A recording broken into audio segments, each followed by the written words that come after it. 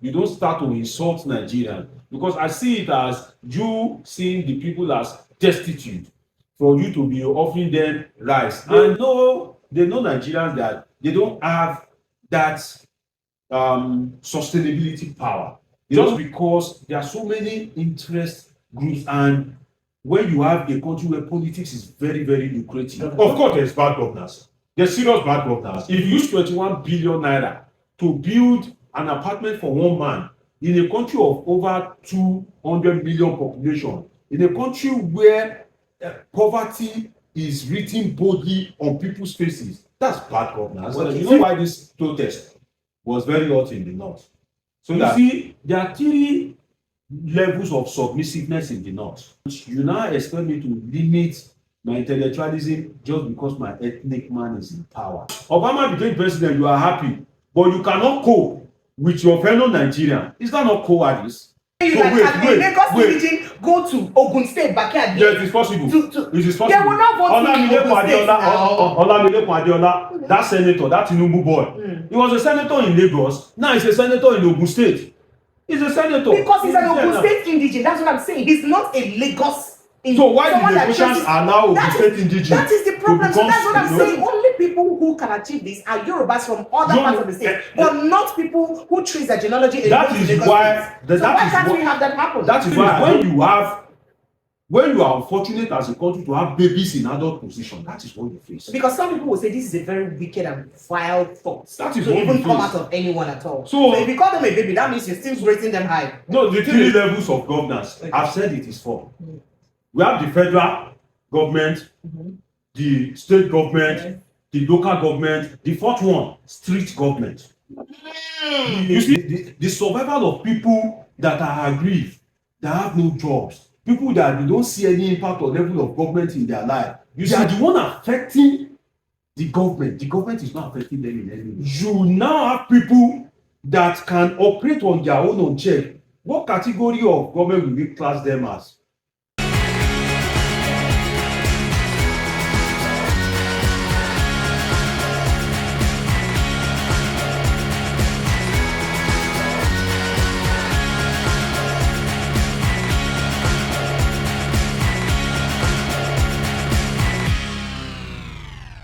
It's always a pleasure to be with you every day. So today on Precious Unity, we're looking at the End Bad Governance protests that is across the country, as it were. So in Lagos State, the updates for the End Bad Governance protest are saying they somehow on the conco because the organizers say they need to strategize because they notice that the spirit is going to be low. But there are gossips anyway that some streets have been paid heavily, some people have been paid not to come out, and then the morale is low because there's heavy security and complicity. I don't know about that. These are all rumors. And then elsewhere in other parts of the country, in Port Harcourt, the protest took a different turn on Monday. In fact, on Tuesday, a different turn. When people even went, the crowd, humongous crowd that gathered in front of Minister of FCT, yes, Wike's house on Monday, you'll be shocked. Like, what did they find? They did, yeah, they talked, but they didn't try to break in. And they were there venting their anger. In other parts of the country, of course, Kaduna, Kanu, and all that, it almost ended in violence. Like in Kaduna, promise, don't do this to me now. Please, please, please. Please now, don't do this, please. Try.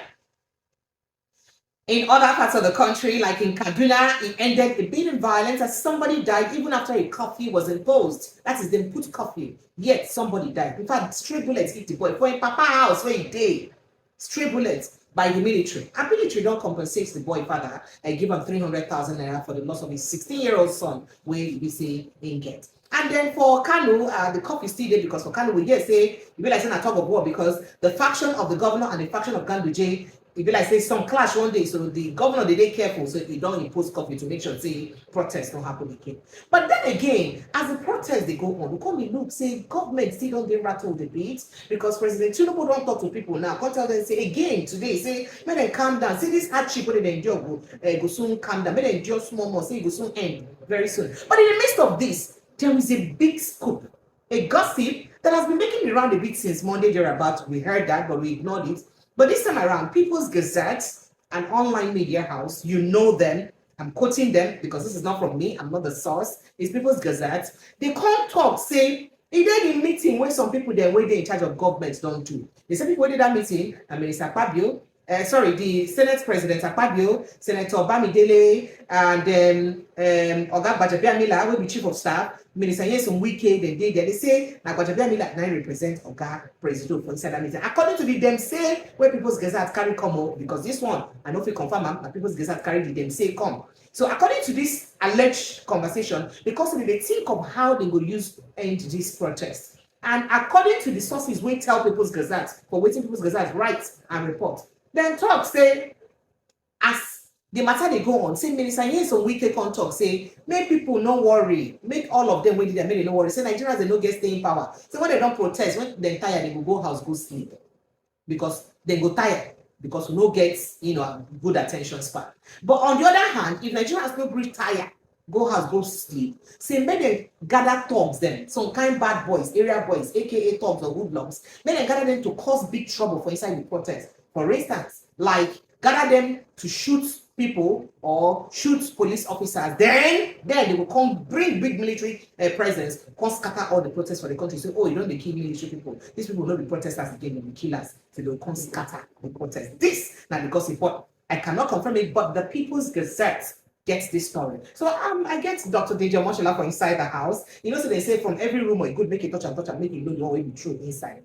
So my analyst inside the house, Dr. Deji Omoshola, he is a doctor of political science. So you can follow us with my brother, Dr. Deji. Thank you so much for joining us and welcome. Thank you for having me. Welcome. So this gossip, it's worrisome on one hand, but on the other hand, should the protesters not even stop? On the other hand, some people say, should they stop? Why should they stop? Has the government done anything to quell the hunger in the land? Can we buy food a bit cheaper? The 40,000 naira rice that the president said he has given access to buy, people still can't get it because you write your name, your date of birth, you fill a form before you get it. And some people are saying that, oh, you want us to fill form now so that if our name is Iyachukwudi, we cannot access it. You know that, some people are feeling that because there are people who are marginalized in the country, you want to use that form so they can disenfranchise some people. So the government hasn't really addressed any of the concern practically of the people. The custom boss said it the other day, yesterday, that foodstuffs will soon come in from next week, because they will remove the import waiver from next week. So those ones will come in from next week. But since those things have not, been addressed right now, we're not seeing the result now, do you think the protesters should still leave? And what do you make of this gossip or this scoop by People's Gazette? Well, what I make of the the gossip is, you see, in Nigeria is a country that operates in a very strange way. For instance, if your clothes is dirty, the ideal thing is to pick up the clothes, add detergent, wash it or put it inside the washing machine and your clothes comes clean. But any other thing that you try to do, you find yourself that it's either the clothes gets more dirty or you don't even get to enjoy the clothes at all. So I think generally, looking at the way government has handled the protest, I think it leaves so much to be desired, and it just shows that that is our good. road, yes. So when you say leave so much to be desired, the good no could break, and that means the way government don't handle the protest so far, sweetie for belle. They good at all. Okay. And the thing is, okay, let me pick it from the rice that you mentioned. You see, across the world, there are different stages, level of development, and they say scholars have asserted that development is a relative term. What you see as development is different from what I say as development.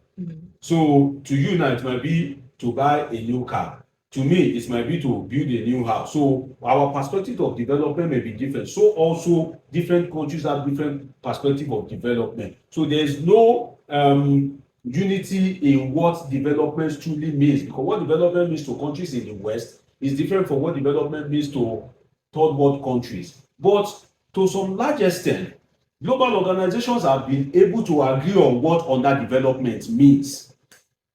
So there's no agreement on what development means, but there's an agreement on what underdevelopment means. So if you look at it that, okay, what is underdevelopment? At least from the UN Sustainable Development Goal, they've been able to agree that hunger, poverty, destitution is a recipe for underdevelopment. So you now ask yourself that if these things, is it man-made or God has positioned us unstrategically for us to have this underdevelopment? The truth is, this underdevelopment is largely man-made based on mismanagement. So if you are now thinking that how to address hunger in the land is by sharing of rice and people have to feel form, that shows that in our life as a country as a whole, we've significantly retrogressed beyond anybody's imagination. Because if you can now use rice, that shows that we are the bottom pit in terms of what anybody can regard as development. Because if what Maslow said in his hierarchy of needs can be anything to go by, you see that man has to eat first before he can remember that, oh, he doesn't have good clothes. Then after he has good clothes, he can remember that, oh, maybe I'm not yet secure. But in this hierarchy of needs, you see that food is like the least, the lowest. So for us to be thinking of how to address people's needs based on food, just rice. So it is very saddening, and it shows that government just doesn't know what it's doing. That we can have arable lands, and at the same time, we cannot have a situation whereby people will now be queuing for rice when they can't go to the farm. I think it is a very sad situation. So instead of government to say, oh, let us begin to share rice, why not make people productive? Why not give people something that can be meaningful to their life? When Buhari was there, Buhari was sharing money every day. He was sharing money, trader money, farmer money. Okay, the people that are collecting the money, you have made their life stagnant for 8 years. You have killed their productivity. Imagine, you collecting free money now. There's an extent that you collect the free money, over time your productivity will decline. It is in human nature, because you know that, well, whether you work or you don't work, money will come. So if you are collecting free money and your productivity has declined over the course of 8 years during the Buhari regime, now Tinubu is there, he's no longer sharing money. Where does that leave you? At the end of the day, some of these people that are receiving free money will end up to become criminals, will end up to become bandits, will end up to become terrorists. So I think government should have handled it in a kind of holistic way to make sure that it is done very properly. It is done appropriately, and you don't start to insult Nigerians, because I see it as you seeing the people as destitute for you to be offering them rice. And the question begs the mind that, okay, in an economic situation where there is hardship, where there's serious economic, and so if you are now sharing rice, it begs the question that, okay, what about the other ingredient that you will use to cook the rice? Then can Nigeria survive based on rice alone? So they give you 50 kg of rice now. Let's just practicalize it, that 50 kg of rice was given to you or was sold to you at 40,000 naira instead of 90,000 naira. After receiving the rice, as a family man or woman, where does that leave you? Won't you buy gas at 1,001 or 1,200 to cook it? Won't you buy oil? Won't you buy protein? So it is just a lazy approach and an insult to Nigeria in its entirety for you to think that the best way you can tackle misgovernance, the best way you can bring succumb to the people is just by sharing rice. By sharing rice. So you are intentionally keeping the people poor, keeping them destitute for reason best known to you, and I think that is very sad. So let's look at that gossip as to what the meeting that was the alleged meeting that was held, scooped by People's Gazette or reported by the People's Gazette. If that meeting were to be true, the recommendation of that was made, one, the fact that Nigerians will get tired, they don't have staying power, so they could just get tired and go back home after a while. That's one. And the other recommendation is that,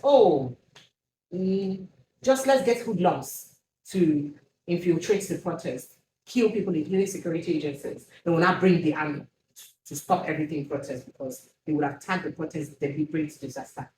Do you think if that happens, if that scope were to be true, as in, well, what is the implication if it were to be true? Well, I think the first thing is, let us try to, we don't know if it is true. We're just talking, because they reported. Yes, but we can. So it is not us. So we don't know if it is true. Okay. but at least we can look at it and try to examine the probability of it being true based on the trajectory of the Nigerian state, the political behavior in Nigeria, then the general attitude of our political class. So if I'm to pick it from there, if I hear that kind of news, I will say that whether it is true or not is immaterial, because what is said in that particular release by People's Gazette is what, if we look carefully, is what has either happened around us or is happening around us. If you look at it very, very carefully,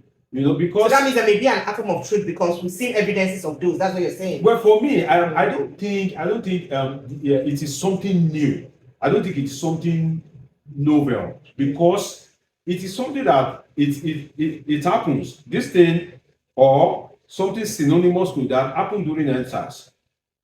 So you now ask yourself that if it has happened before, can it happen again? And what is the strategy of Nigerian politicians vis-a-vis the reaction of Nigerians to dissatisfaction? I start from their attitude of Nigerians themselves. It's true. They know Nigerians that they don't have that sustainability power. They don't that Nigerians can sustain pressure on government, and just because there are so many interest groups, and when you have a country where politics is very, very lucrative, when politics is very lucrative, what do you have? You have people that want one favor or the other. You have a businessman is looking up to government to get juicy contract. You have an unemployed youth that is trying to make sure that he gets money from one politician, or he gets a job from a particular politician. So in that kind of society, you would see that the ability for people to sustain any action against the government will be very difficult, because if they don't come by the way of influencers, they will come by the way of talks, or they come by the way of force. That has been the major three things. So I believe strongly that if the protest had maintained that particular, if the protest had been sustained, which Nigerians sincerely have to back up People's Gazette, really lacks that coordination. And I give you an instance. Ebolo Adeburuwa, senior advocate of Nigeria, before the protest, he was saying, oh, Nigerians should go out and protest, and that is their legal representative.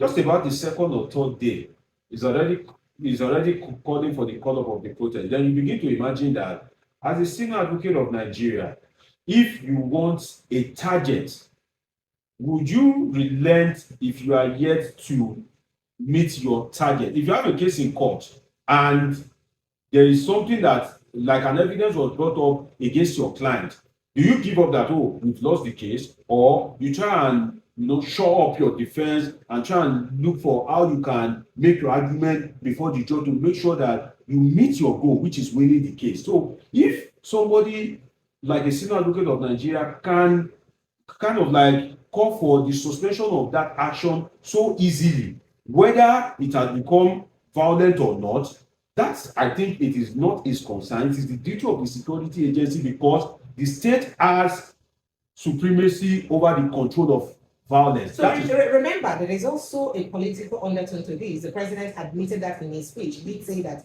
it's politically motivated. Before he has said that, well, I've heard your cries, I hear your pain. Now, it's almost looking like the reason for this protest is like a northern hijack. Some people are saying that, oh, the northerners have hijacked the protest because their own is not in power. So this is a plot by northerners to oust a southern president. That's the way it's looking like.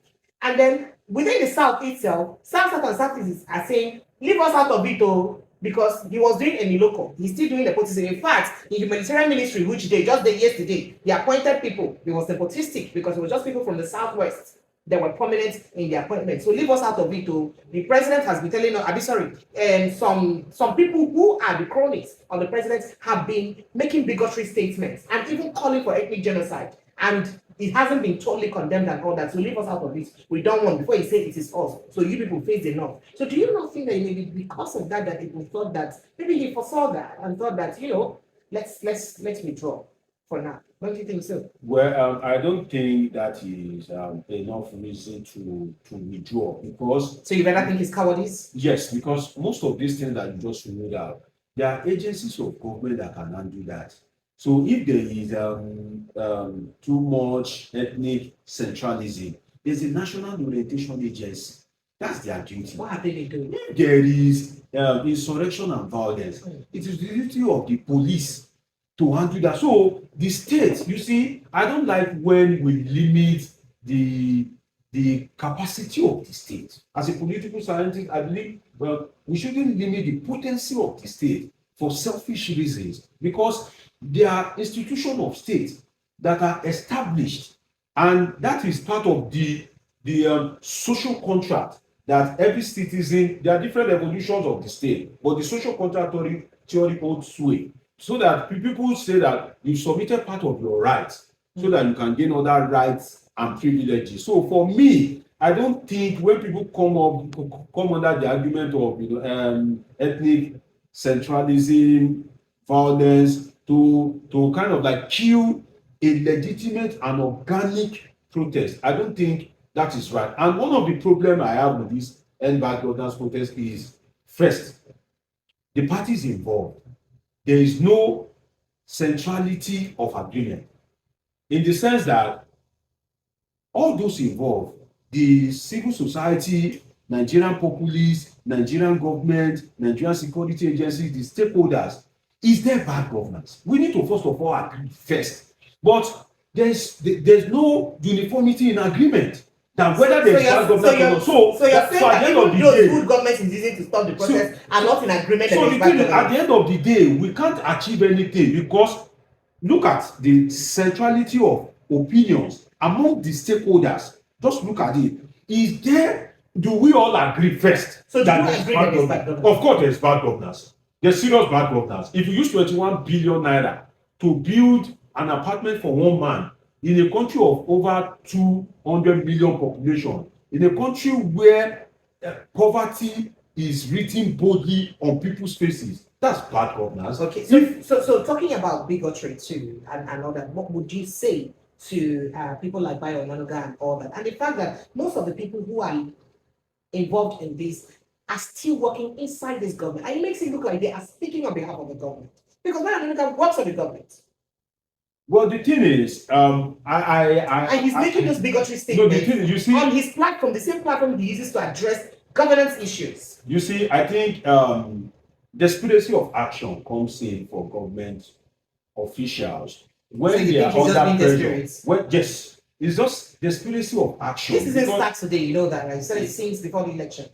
And the thing is, you see, it's still desperation of action, in the sense that if something happens and you just quickly want to douse it without addressing it. For instance, now, if I cheat you and I want you to keep quiet, the thing is, have I realized first that I've cheated you? So why is the Easterners the soft target and not the Northerners? That's the question. Well, why do you think it's easier for Bayo Onanuga to accuse the East every time and not the Northerners? Well, the thing is, the Easterners are soft targets, because if you look at the political frontliner, if I can use that word, in the East, has this a bit of soft approach, I can say, which is Peter Obi. If you look at him, he has this soft approach. What you can say to Peter Obi and get away with it, you can't say it to Buhari. You can't say it to El-Rufai too. You can't say it to El-Rufai. That is the truth. So sometimes when you are soft, it has its own gain, it has its demerit. If you are the political frontliner of a particular ethnic group and you are adjudged to be soft, they will throw all kind of nonsense at you, because they know that it doesn't come with any kind of like strenuous implication. All right. But if they know okay, that anything that they do, definitely it will bring strong consequences, they will be mindful of some of the things that they say. For instance, when you say Peter Obi is responsible for the protest. I stand to be corrected, but to me, is you even overrating Peter Obi? Is you out of desperation overrating Peter Obi? Because at the end of the day, I have asserted that Peter Obi does not have the political capital to kind of like organize or inspire such a protest. For instance, if you look at the last election, Peter Obi's performance, if it is anything to go by in the north, and this protest has been very solid in the north. So is it Peter Obi that did not perform well in the north that now influence the northerners to be going crazy and haywire like that, in such a way that they are kind of like, you know, criticizing the Tinubu administration in a manner in which it is being criticized. That they voted into power. Yes. So the thing is that it is when you are bereft of intellectualism that you reason in a very kind of like, you know, a very childish manner. So as a Yoruba man and not as a political analyst, what do you make of those things? There is a Twitter platform in Lagospedia that is followed by most commissioners in Lagos State and some essays in Lagos State that has been spewing hate to the Igbos, saying that Igbos must, in fact, that they're going to have an Igbo must go protest to drive away all Igbos from Southeast. What do you make of it as a Yoruba man not as a political analyst? Before I say what I make of it, and I will relate it to a personal experience. If I say, well, you know why this protest was very hot in the north? So that let me help people like Bayo Ononuga. You know why it is very hot in the north? Yes. And I stand to be challenged. You see, there are 3 levels of submissiveness in the north to Nigerian presidency. And don't quote me. Do a little bit of research and say, okay, maybe let's see whether Deji is right or wrong. There are 3 levels of submissiveness in the north. Number 1, if you are a Muslim and you are from the north, there's high level of submissiveness, whereby they believe that, oh, it is the will of God, it is the will of Allah. So if you are from the north, that's why you see that during the Buhari presidency, anything Buhari does, it doesn't face much criticism, despite the fact that Buhari's years were years of low-cost and misgovernance. The second level is when you are a Muslim, but you are not from the north. That is the second layer. You are a Muslim, but you are not from the north. That is where Bola Ahmed Tinubu falls into. Now, if you fall into that category, there are some things that you cannot get away with. For example, if you keep them hungry, you can't get away with it. Because the northern region is right now, despite the fact that they've ruled Nigeria the most, if you look at it, whether as military or state or as civilian, they've ruled Nigeria the most. If you go to the north, what you see as poverty here, when you go to the north, you see yourself, yeah, I thank God, I think I'm better off. So people that are already poor, people that are already, living in incredible poverty, you now keep them hungry, whereby the cost of goods and services has tripled or quadrupled. Definitely, you won't expect them to just keep quiet when you are not a Muslim from the north as well. Now, the third layer, which I'll back up with evidence, is if you are a Christian and you are not from the north. And the Jonathan presidency speaks to it. The Jonathan presidency is not as worse as Buhari presidency. It's not as worse as Tinubu presidency in all indices. It's not. In fact, Nigerians will be screaming for joy if you can take them back to the days of Jonathan. But they frustrated the man. Why? Religion and that ethnicity is a major factor for them in the north. Now, to go to your question about my personal opinion, you see, I don't buy this a Minoko or whatever something, because I see it as a ridicule to the little intellectualism and opportunity that God has given me. If I'm opportune to go far and wide, and you now expect me to limit my intellectualism just because my ethnic man is in power, you rejoice that Obama became the president of US. When Obama became president, everybody was rejoicing. You were happy. But Obama became president, you are happy. But you cannot cope with your fellow Nigerian. Is that not cowardice? Is that not cowardice?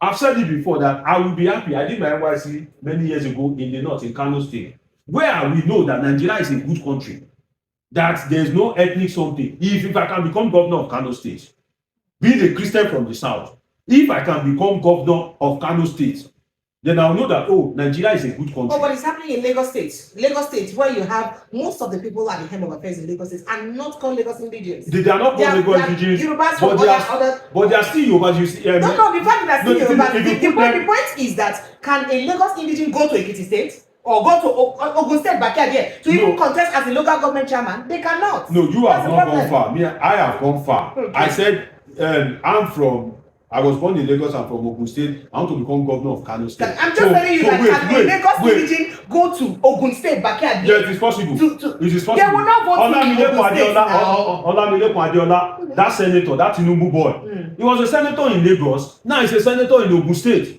He's a senator. Because he's an Ogun State indigenous. That's what I'm saying. He's not a Lagos. So why the Lagosians are now Ogun State indigenous? That is the problem. So that's what I'm saying. So the only people who can achieve this are Yorubas from other parts of the state, but not people who trace their genealogy. That is why. Why can't we have that happen? That is why I don't want to be governor of Ekiti State. I don't want to be governor of Osun State. I want to be governor of Kano State. So that's what I'm saying. So if I can become governor of Kano State, I will know that there's truly unity. But on a more serious note, you see, it is saddening that we play politics in a very strange manner. And I can tell you for free as a political scientist that there are some doors you won't open. Because once you open it, it is beyond your power to close it or to control. Okay, so this door now, that's this gossip with Wike, Gbajabiamila, Akpabio, Bamidele, alleged gossip by People's Gazette is saying, if that door is open and that gossip thrives and continues, what do you think the implication will be? Well, first, thank God we are not on the Nigerian platform. That's why we can't discuss it on radio. What I think is, if they ever think like that, it just shows that they are not there yet. And I will explain what I mean by that. They are not there yet. That's the. But then what's the implication generally to the protesters? Generally. Wait. Because the military will react. And the protesters may now react knowing that they're not the ones. Wait. So. Let me carry viewers along. Why I said they are not there yet. Okay. You see, if you find yourself to be part of the presidency of a country like Nigeria, and people are clamoring, the indices are there for itself. You have aids, you can go to the market and conduct a survey. You know that if you remove fuel subsidy, if you float the naira, it has implications. And you can sit down and you are part of the presidency of a country. And all you could think about is how to hire talk to disperse protesters and all these things. It just shows that you are just like a baby in adult position. That's how I see it. If you put a baby here now, a baby cannot comport himself the way you are comporting. That's better than being violent and wicked. So the thing is, that's better than being violent and wicked. So the thing is, when you are unfortunate as a country to have babies in adult position, that is what you face. Because some people will say this is a very wicked and vile thought. That is to what even you come face. out of anyone at all. So if you call them a baby, that means you're still raising them high. No, the thing is, if you're still being kind to them. If it is true that the people in the presidency of the country can sit down and all what they can think, I expect that by now, I want to see like a thinking presidency. I want to see intelligence from the presidency of my country. Because I've not met somebody in the diaspora before, and we were talking, and they look at me and say, Deji, you are like this, but why is your country like that? Ew. If your country has people that can talk like this, so why is your country like that? I couldn't forget what that man said for like 1 week. It was just ringing in my head. That's why is your country. So it is just unfortunate because we have everything to survive. And the problem is, if you don't address this thing, what you will have is an unplanned revolution. Do you think Nigerians have the based on that gossip, do you think they have the stamina to hold the revolution? Nigerians know they truly protest like that. When hunger they be the first stage of hunger, they come out to protest. When they reach second, and don't forget, say 4 years first. And if the Nigerian security political architecture is anything to go back, this guy will put himself there again. If you have to be realistic with ourselves, so 8 years. So by the time when hunger beats them, now 1 year hunger, people they protest. I said when hunger don't beat them, No be them. We no got they beat us for 3 years. Because all of us did And for 3 years, we no got they no except you precious. No, Dr. Deji. Akpabio send you email. Dr. Deji, Open your email. No, wait, open your email. Dr. Deji, You have to go see. She not go open that email. Prayer day your email. Open that email. Dr. Deji, so this is a good time to tell them that I'm not an APC woman leader. So what you hear me talk about on radio is for the purpose of balance. Now, just know that journalists have been picked and disappeared because of things that they say. Journalists have been killed because of things that they say or wrote. Sorry, I have family that adores me. I cannot deliberately put myself in the line where anything can happen to me. So it is my job, my profession, to be fair and balanced. So what I do is to be balanced and to be fair in my communication or conversation. And remember that we have also an authority regulating that public platform that we have, which is the NBC. If you say anyhow, the station will be sanctioned and shut down. You guys will go back to another platform. But all of that business would have suffered. So it's only fair that we maintain some balance. And the only way to do that is to, back, as Wike would say. So you just have to create a balance. And I thought that you guys could have been, I have said it times immemorial that Nigerians believe that there are two voices. No, it is not two, it is three. Just as I've argued that we're wrapping up. Wait, we're on YouTube now. Let us talk now. Because I want to go to radio now. Let me talk. Oh, yeah, talk quick. Let me talk. So they believe there are three. Now, they believe that there are two voices. Okay. Whereas there are three. So what are the And I've also asserted that Nigeria believe that there are three levels of government, whereas it is four. It is four, and I will wait and I'll prove it. Now, two voice. They believe that you are either the supporting voice or the opposition voice. So in other words, whether you are a presenter, whether you are an engineer, whether you are a political scientist, you must either be supporting or be opposing. And I've said Nigerians, there is a third voice called the voice of reasoning. The voice of reasoning, which is looking at something objectively and making a submission. So sometimes the voice of reasoning will tilt towards those that are supporting. Sometimes it will tilt towards those that are opposing. So when it tilts towards either way, God forbid that we support what is killing our people. Exactly. So when it tilts towards either way, don't be happy. Because if I say something on there today and you're happy that, oh, Deji, that's my guy, watch me. Tomorrow if I say it against you now, if I say it against you, oh, that's what they do to me, by the way. That's the voice of reason. Now, 3 levels of governance. Okay. I've said it is 4. We have the federal government, the state government, the local government. The 4th one, street government. You see, that street government is the unregulated part, the ungoverned part, the survival of people that are aggrieved, that have no jobs, people that they don't see any impact or level of government in their life. You see, in the state government belongs dreaded cultists, bandits, kidnappers, all these people. They are a government on their own. They exist in such a way that government doesn't affect them. They are the one even affecting government. Government is not doing anything. Now you invite me, precious. Now you bring me come. Hey, no of this thing when inspiration is flow. No, finish my time while you talk. Now,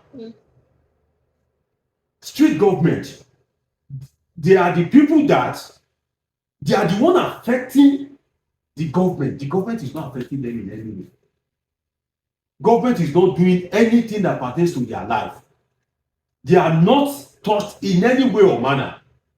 They are the one affecting the government because the money that government is supposed to spend to impact on their life is what government is now using to buy arms and ammunition to curtail their excesses. So the people that belong to the street government, when you go to the streets, you know that there are people that, you know, what they are like a government on their own. I want to know, could that be the reason why Asari Dogbo came out to threaten people of the Nigerian Delta to come out to protest? That because they may say he has collected his own, yes, he has collected, he should go and collect their own. But yet there's protests in Nigeria Delta, he's not saying anything. Okay, you see, now wait, if street government doesn't exist in a state of law and order, why will somebody come out with people brandishing arms and be saying people should not come out? That means that you have yielded part of the sovereignty of the state. The reason why the state is powerful is that sovereignty. Dr. Deji, You we know, need to run. after God, it is government. So if you now have people that can operate on their own unchecked, what category of government will we class them as? Is this state federal? Is this state? Is it local? So it's state government. So if you have people that are operating on their own and they've been able to form a kind of means of survival, a life on their own, and they take their decisions, they act and get away with it, they also have they share the monopoly of violence with the state. Government is supposed to have that monopoly. So if they share that monopoly of violence with the state, can we say they are not a form of government? Those are the street government. When you go to the street, you know that these people are a government on their own. Because why? Government is not affecting them in any way. So they just have one people, somebody somewhere that they are looking to, who calls the shot. That person is their police, is their military, is their constitution, is whatever he says with his private militia that holds to it. Thank you. So in a country like that, you expect that. And to now make matters worse, these thugs that are part of the street government, they don't even seek the patronage of government as much as government seek their patronage. They will be on their own. They will be on their own, sitting, operating fine, relaxing. I was in a state in the Niger Delta to collect my data for PhD some years ago, and you see youth. It was towards the election, and you see youth that have never done anything meaningful in their life living large. Why? They are being patronized by the state to maintain peace, to influence the election. Let's go. We don't have time again. We need to go to radio. We'll have this next time. Next week Wednesday we're coming back. Promise. Well, I'm here. Promise. Thank you so much, guys. Apologies, I had to cut this here. So we rush our radio show. I appreciate you guys. Thank you for joining us in the show, Dr. Deji. I can't thank you enough. I appreciate you. You guys, I love you. Subscribe if you can. And of course, like this video. No, not if you can. Go and subscribe. You have a lot. Make sure you subscribe. You have a lot to learn from this channel. I love you guys. I'll see you next time.